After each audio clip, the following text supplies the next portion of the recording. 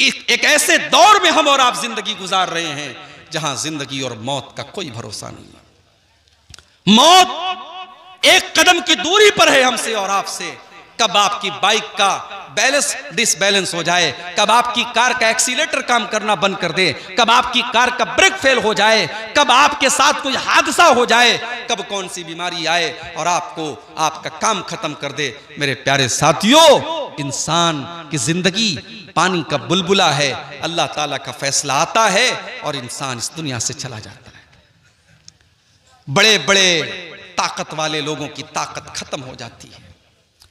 जिनकी दौलत का पर उनको बड़ा नाज था, जिनको अपनी ताकत पर बड़ा नाज था, जिनको अपनी प्रॉपर्टी पर बड़ा नाज था, जैसे उनका इंतकाल होता है, उनकी मौत होती है, उनकी सांसें उखड़ती हैं, सारा माल तो दूसरों का हो जाता है, सारी प्रॉपर्टी तो दूसरों की हो जाती है और अपने साथ वो एक पैसा भी कब्र में लेकर के नहीं जा सकता।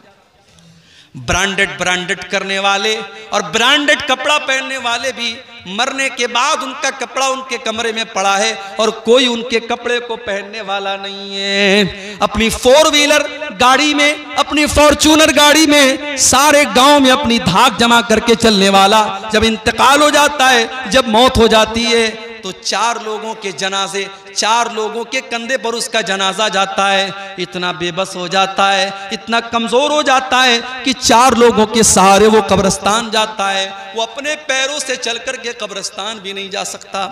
कब्रिस्तान पहुंचता है, जनाजे की नमाज होती है, उसको कब्र में उतारा जाता है। उसका बेटा रो रहा है, उसकी बीवी रो रही है, उसके घर वाले रो रहे हैं, मगर कोई ये कहने को तैयार नहीं है। बेटा एक बार भी नहीं कहता है मुझे अपने अब्बा से बड़ी मोहब्बत थी, मेरे अब्बा की बॉडी को रहने दो।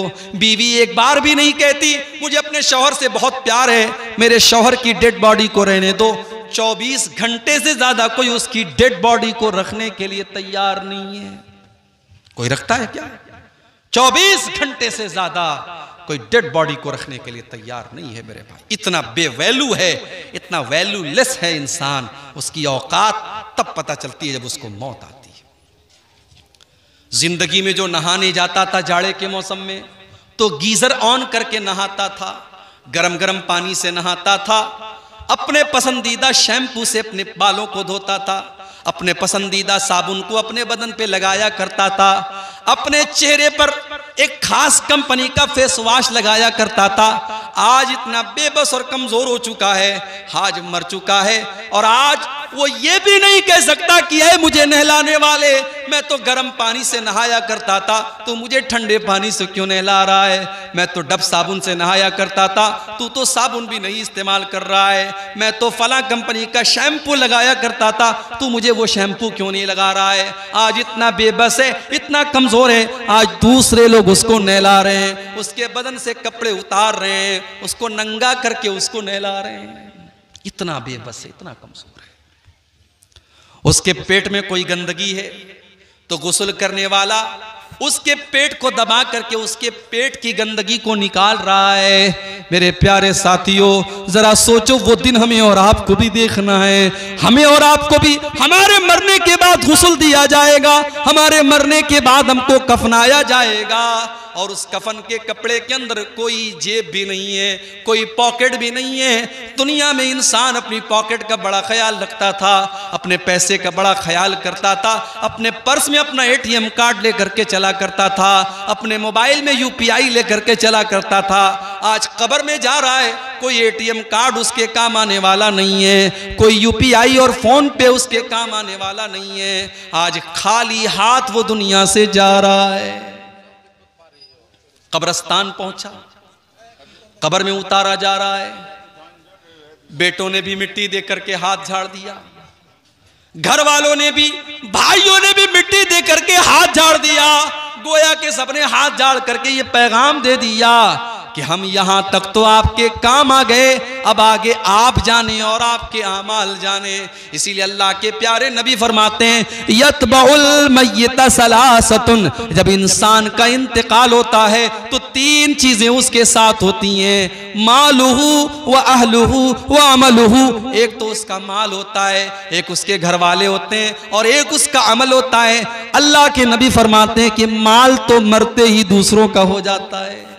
हाय हाय, ये सूद ब्याज का धंधा करता था, ये रिश्वत खाता था, ये हराम खोरी करता था, ये माल हड़पने के चक्कर में रहता था, लेकिन आज जैसे ही इसका इंतकाल होता है इसका माल तो दूसरों का हो जाता है, ये अपने साथ तो एक पैसा भी लेके नहीं जाता है। ओ हराम का और सूद और ब्याज का काम करने वालों, एक पैसा भी अपने साथ आप लेकर के नहीं जाएंगे, क्यों अपने बच्चों के पेट में हराम की कमाई डाल रहे हो। अल्लाह के नबी फरमाते हैं कुल्लु लहमिन नबत मिन सौतिन फन्नारु औला बिही, जिस बदन की परवरिश हराम कमाई से की जाए वो बदन जहन्नम की आग में जाएगा। मुझे मालूम है कटिहार और सीमांचल के इलाकों में आज बंधन लोन के नाम से लोन की स्कीम चलाई जा रही है, औरतों के नाम से लोन लिया जा रहा है और एक बड़ी तादाद में मुसलमान आज लोन ले रहा है और सूद और ब्याज के ऊपर कर्जे ले रहा है।